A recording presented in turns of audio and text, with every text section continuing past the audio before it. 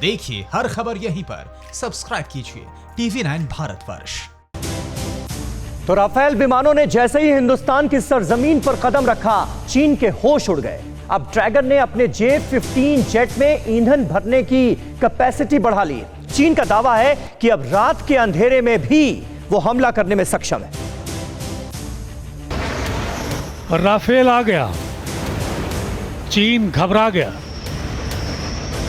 आसमान के सिकंदर राफेल ने जैसे ही हिंदुस्तान में लैंडिंग की, चीन की जमीन थरथरा गई। ये राफेल के आने की ही घबराहट है कि ड्रैगन ने आनन फानन में अपने फाइटर जेटों की क्षमता बढ़ाने का काम शुरू कर दिया है। खबर है कि चीन ने अपने फाइटर प्लेन J-15 में ईंधन भरने की क्षमता बढ़ा दी है। साथ में ये भी दावा किया गया है कि J-15 जेट ने आसमान में ही ईंधन भरने का काम किया है। दिन के उजाले में हिंदुस्तान से कांपने वाला ड्रैगन अब रात के अंधेरे में हमला करने का सपना देख रहा है, क्योंकि J-15 की क्षमता बढ़ाने के बाद चीन ने यह भी दावा किया है कि ऐसा करने से उसका फाइटर जेट रात के अंधेरे में भी हमला कर सकता है। लेकिन ड्रैगन को शायद ये मालूम नहीं है कि भारत में कल जो सुपर फाइटर आया है, उसके सामने चीन के J-15 प्लेन की कोई हैसियत नहीं है।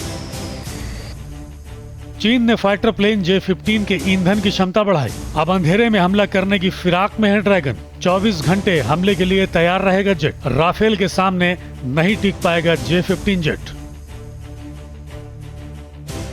चीन ने अपने 2 युद्धपोत पर तैनात फाइटर जेट की क्षमता बढ़ा दी है। चीन ने लड़ाकू विमान J-15 फाइटर जेट को अपग्रेड किया है, जो रात में रिफ्यूलिंग करने में सक्षम है। इसे night time body refuelling capability भी कहा जाता है, क्योंकि J-15 फाइटर जेट दूसरे J-15 फाइटर जेट को आसमान में ही ईंधन देने में सक्षम है। इस क्षमता को विकसित करने के बाद अब चीन 24 घंटे किसी भी समय हमला करने के लिए तैयार हो चुका है।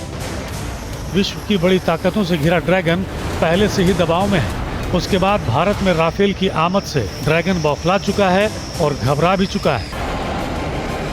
TV9 नेटवर्क 5 भाषाएं, हिंदी, तेलुगु, कन्नड़ा, मराठी और गुजराती। 48 करोड़ इंप्रेशंस। देश का number 1 news network TV9 network.